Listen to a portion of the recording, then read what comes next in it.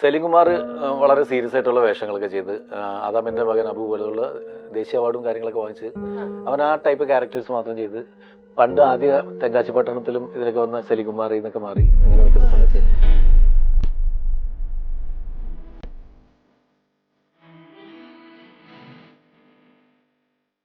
ആ സെലിംകുമാറിനെ നമുക്ക് വേണം എന്ന് പറഞ്ഞിട്ടാണ് കട്ടപ്പനയിൽ ഋതുഭൂഷണിൽ സെലിംകുമാറിനെ ഭാരത് ബാക്കി ജയ് എന്നൊക്കെ പറഞ്ഞിട്ട് അങ്ങനത്തെ ആ സെലിംകുമാറിനെ കിട്ടി. അങ്ങനെ ഞാൻ പണിയെടുത്തിട്ട് പാകിസ്ഥാൻ നന്നാവണ്ട. ഭാരത് മാതാ കി ജയ്.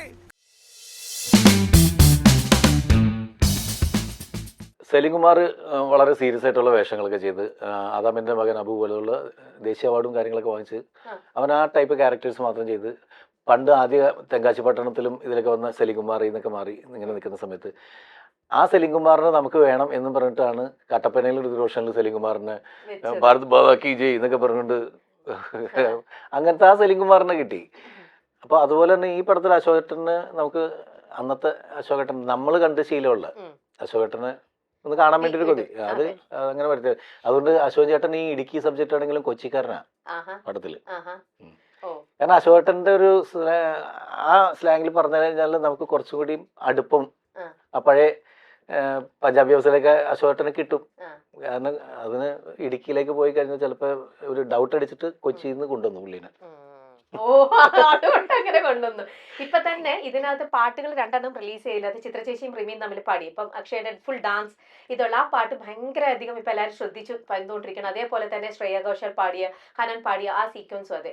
ഇത്തരത്തിലുള്ള പാട്ടുകൾ റിലീസ് ചെയ്യുമ്പോഴും ഈ പടത്തിന്റെ ഒരു ഫീൽ കാണുമ്പോൾ ഇതൊരു ട്രഡീഷണൽ ഒരു നമ്മുടെ ഒരു എന്താ പറയാ നാട്ടിൻ പുറത്തെ ഒരു കഥ പറയണു എന്ന് പറയുമ്പോൾ ചേട്ടൻ ഇപ്പൊ എന്താ പറയാ നമ്മളെപ്പോലത്തെ ഒരു ലേമൻ കാണുമ്പോൾ തന്നെ അതിനകത്തെ ഒരു വിഷ്വൽ ബ്യൂട്ടിക്ക് നമ്മൾ ഭയങ്കര ഇമ്പോർട്ടൻസ് നമ്മൾ പ്രതീക്ഷിക്കും.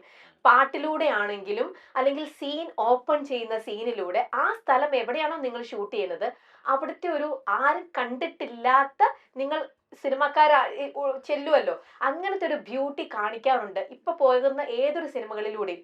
ഓ, ഞാൻ കണ്ട സ്ഥലത്ത് ഇതൊന്നും ഞാൻ കണ്ടിട്ടില്ലല്ലോ, ഇത് എവിടെ നിന്ന് ഒപ്പിയെടുക്കണമെന്ന്. അപ്പൊ അങ്ങനെ ചേട്ടൻ ഇതിന്റെ ഓരോ ക്യാമറ ചെയ്യുമ്പോഴും ഇതിനകത്തും അങ്ങനെ ശ്രദ്ധിക്കാറുണ്ടോ? ഡെഫിനറ്റ്ലി ശ്രദ്ധിക്കണം. പക്ഷെ ഞാൻ നേരത്തെ പറഞ്ഞതുപോലെ ഇതിനകത്ത് ഭയങ്കര വിഷ്വൽ ബ്യൂട്ടി ഉണ്ടാക്കുക എന്നുള്ളതായിരുന്നില്ല നമ്മുടെ ആത്യന്തികമായിട്ടുള്ള ലക്ഷ്യം. നമ്മൾ കുറച്ചുകൂടി ആൾക്കാരുടെ മനസ്സിലേക്ക് ഇറങ്ങി ചെല്ലുക എന്നുള്ളതാണ് കുറച്ച് കൂടുതലുള്ള ലക്ഷ്യം. അപ്പോൾ അതിനു വേണ്ടിയിട്ടുള്ള സ്ഥലങ്ങളാണ് നമ്മൾ തിരഞ്ഞെടുത്തിരിക്കുന്നത്. അതിനു വേണ്ടിയിട്ടുള്ള ക്യാരക്ടറൈസേഷൻ്റെ മീൻസ് കോസ്റ്റ്യൂംസിലായാലും മേക്കപ്പിലായാലും നമ്മൾ അങ്ങനെ ചെയ്തിരിക്കുന്നത്. നമ്മൾ അതല്ലാതെ ഒരു എക്സ്ട്രാ മീൻസ് അല്ലെങ്കിൽ എക്സ്ട്രാ ഓർഡിനറി ഗ്ലാമറസ് രീതിയിലേക്ക് നമ്മൾ അതിനെ ചെന്നിട്ടില്ല. എക്സാക്ട്ലി. അങ്ങനെ ചെയ്യുമ്പോൾ നമ്മുടെ കഥ മിസ്സായി പോകും കാണുന്ന ആളുകൾക്ക്, അല്ലെങ്കിൽ അവരുടെ ഇമോഷൻ അല്ലെങ്കിൽ ഒരു ഫീലൊക്കെ മിസ്സായി പോകും എന്നുള്ളത് കൊണ്ട് അങ്ങനെ ഒരു ഭയങ്കര ഗ്ലാമറസ് പരിപാടികളിലേക്ക് നമ്മൾ ഇറങ്ങി ചെന്നിട്ടില്ല. എന്നാലും ആ കിട്ടുന്ന ചില പർട്ടിക്കുലർ സ്ഥലങ്ങളുണ്ട്, ചില പർട്ടിക്കുലർ ഇടങ്ങളുണ്ട്, അവിടെ നമ്മൾ മാക്സിമം അതിനെ വെച്ചിട്ടുള്ള അതായത് ആ നാച്ചുറാലിറ്റി വിടാതെ ഭംഗിയാക്കിയിട്ടുണ്ട്.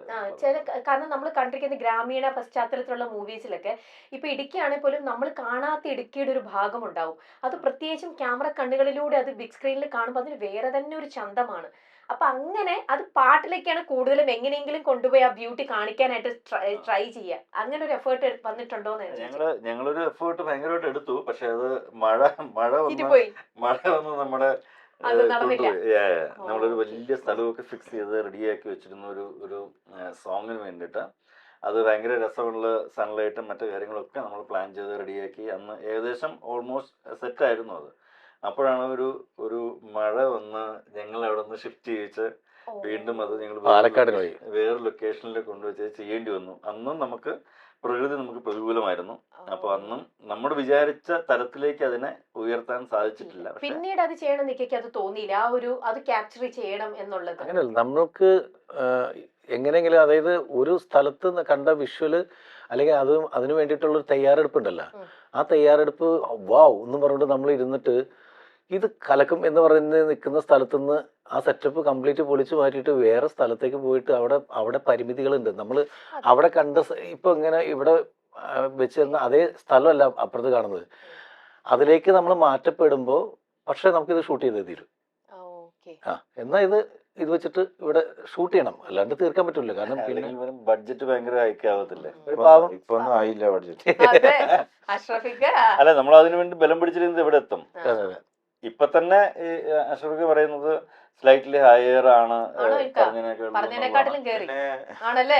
പക്ഷെ ബി ഫ്രാങ്ക്, നമ്മള് അങ്ങനെ പിടിച്ച് ഷൂട്ട് ചെയ്തിട്ടാണ് ഇത്രയെങ്കിലും ബഡ്ജറ്റിനകത്തേക്ക് നമുക്ക് കുറയ്ക്കാൻ പറ്റിയ എന്നുള്ളതാണ് സത്യാവസ്ഥ. എവിടെ പിടിച്ചു? അങ്ങനല്ലേ?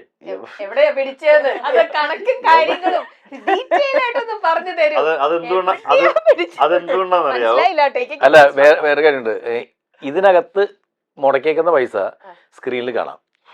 അതെ അതെ. പച്ചക്ക് പറഞ്ഞു കഴിഞ്ഞിട്ടുണ്ടെങ്കിൽ മുടക്കി, ഇതില് മുടക്കിയില്ലായിരുന്നെങ്കിൽ സ്ക്രീനിൽ ഇപ്പൊ ഈ കാണുന്ന കാഴ്ച അല്ലെങ്കിൽ നമ്മൾ ഇത് പറയണത് ഇത് എന്തായാലും ഇവർക്ക് പറയാൻ പറ്റും. അതായത് ഞാൻ ഒന്നിനും ഒരു ഇത് വെച്ചില്ല, ഇത് ചെയ്യാൻ പാടില്ല, അത് പാടില്ല. പുള്ളിയുടെ ഇഷ്ടത്തിന് ചെയ്യുന്നു, പുള്ളിയുടെ ഇഷ്ടത്തിന് ചെയ്യുന്നു. ഞാൻ ഒന്നിനൊരു തടസ്സം പോലെ അത് പറ്റില്ല, അത് എന്തിനാ എന്നുള്ളത് ചോദിച്ചിട്ടുള്ളവരാണ്. ഒരു സാധനം ചോദിച്ചിട്ടില്ല. അത് ഇവര് പറഞ്ഞിട്ടുണ്ടെങ്കിൽ പറഞ്ഞേ ഇല്ല, എല്ലാം ഓപ്പൺ ആയി. പുള്ളി ഇതൊന്നാമത് എല്ലാവരും ടീമാണ്. ഞാൻ പ്രൊഡ്യൂസർ, മറ്റേ ഡയറക്ടർ, ക്യാമറ എല്ലാവരും കൂടി ആലോചിച്ചിട്ട് എല്ലാ കാര്യങ്ങളും മുന്നോട്ട് ഭയങ്കര ജോളിയായിട്ട് ഇതിനെന്താ വേണ്ട ആവശ്യമുള്ളത് ഒക്കെ ഞാൻ ഒന്നും സ്റ്റോപ്പ് ചെയ്തിട്ടില്ല. ഒന്നും എത്തിയേ പാടുള്ളൂ, ഇത്ര ഇത് നിർത്തണം, അങ്ങനെ ഒന്നുമില്ല. അതിനകത്ത് എനിക്ക് ഭയങ്കര ഏറ്റവും റെസ്പെക്ടബിൾ ഉള്ള പ്രൊഡ്യൂസർ ആയിട്ടോ പുള്ളിക്കാരൻ. എന്റെ ലൈഫിൽ, സിനിമ ലൈഫിൽ ഇതുവരെ ഇന്നേ ദിവസം വരെ ഒരാഴ്ച മുമ്പ് നമ്മുടെ ടെക്നീഷ്യൻസിന് അല്ലെങ്കിൽ നമ്മളെ ലൈറ്റ് ബോയ്സിന് മറ്റേ ക്യാമറയ്ക്ക് അത് ഇതിന് പൈസ കൊടുക്കുന്ന, ബാറ്റ കൊടുക്കുന്ന ഒരു പ്രൊഡ്യൂസറെ ഞാൻ എന്റെ ലൈഫിൽ കണ്ടിട്ടില്ല. ഇതിനപ്പുറം എന്ത് വേണം അഷ്റഫിക്ക? അതുകൊണ്ട് തന്നെയാണ് ആ വർക്ക് ചെയ്യുന്ന ആളുകൾക്കെല്ലാം മഴയൊന്നും വെയിലൊന്നും ഇല്ല. ഞാൻ ഇന്ന് വർക്ക് ചെയ്തില്ലെങ്കിൽ ഞാൻ അദ്ദേഹത്തിന് കടക്കാരനായി പോകും. അതുകൊണ്ട് ഇന്ന് ഞാൻ വർക്ക് ചെയ്യണം എന്ന തീരുമാനത്തിലായിരുന്നു അവര്. ഞാനിങ്ങനെ പറയും, ഇടാ ഗോഡയുടെ മുകളിലൊക്കെ ആൾക്കാർ മഴയൊക്കെ നനഞ്ഞ് നിൽക്കുമ്പോഴാ മഴയിലടാ ഇറങ്ങേണ്ട നിൽക്കുക കഴിഞ്ഞിട്ട് ചെയ്യാം, ഇല്ലാടാ കുഴപ്പമില്ല പൊക്കോട്ടെ എന്ന് താഴെ ഇറങ്ങി എന്നിട്ടാണ് അവർ പറയുന്നത്. സോ അത്രയും അങ്ങനെ ഒരു സാധനം നമുക്ക് കിട്ടണമെങ്കിൽ അങ്ങോട്ട് കൊടുക്കണം. അങ്ങോട്ട് കൊടുത്താലേ ഇങ്ങോട്ട് കിട്ടുള്ളൂ. അപ്പൊ അങ്ങോട്ട് കൊടുക്കുന്നത് കൊണ്ട് അദ്ദേഹത്തിന് അത് തിരിച്ചു കിട്ടിയിട്ടുണ്ട്. ഈ സിനിമ വഴിയും അദ്ദേഹത്തിന് തിരിച്ചു കിട്ടും എന്നാണ് ഞങ്ങളുടെ പരിപൂർണ പ്രതീക്ഷ. കിട്ടും, എല്ലാം കിട്ടും. നേരത്തെ ഇക്ക പറഞ്ഞിട്ടുണ്ട്, പ്രഭാസ് ഇക്കയൊക്കെ സിനിമാ ലോകത്തേക്ക് എത്തുന്നതിന് മുമ്പ്, ഇപ്പൊ ഇക്ക, ദിലീപേട്ടൻ, നിങ്ങളുടെ ഒരു ഗ്യാങ്, ഇതെല്ലാം സിനിമാ ലോകത്തേക്ക് എത്തുന്നതിന് മുമ്പ് സ്റ്റേജിലെത്തി നിങ്ങൾ ഒരുപാട് ആൾക്കാരെ ചിരിപ്പിച്ചിട്ടുണ്ട്. അങ്ങനെ നിങ്ങൾ പ്രവാസി മലയാളികളുടെ ഇഷ്ടമെല്ലാം പിടിച്ചു പറ്റിയിട്ടുണ്ട്. ഇക്കയ്ക്ക് ഇന്നും വളരെ പ്രിയപ്പെട്ടവരാണ് പ്രവാസി മലയാളികൾ.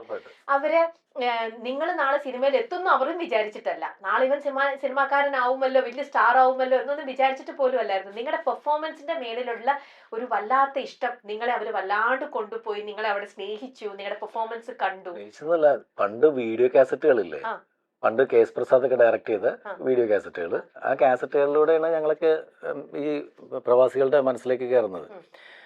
അവർക്ക് അവരുടെ ഏക ആശ്വാസം എന്ന് പറയുന്നത് ഈ ജോലി കഴിഞ്ഞു വന്നാൽ കാണുന്ന ഈ വീഡിയോ കാസറ്റുകളാണ്. പക്ഷെ നമ്മളുടെ ഈ കോമഡി കാസറ്റുകളൊക്കെ കണ്ടിട്ട് നമ്മൾ അവർക്ക് ഭയങ്കര വീട്ടിൽ സ്വന്തം ആളെ പോലെ ഫീൽ ചെയ്യാണ്. അതുപോലത്തെ ക്യാരക്ടേഴ്സ് അല്ലേ ചെയ്യുന്നത്.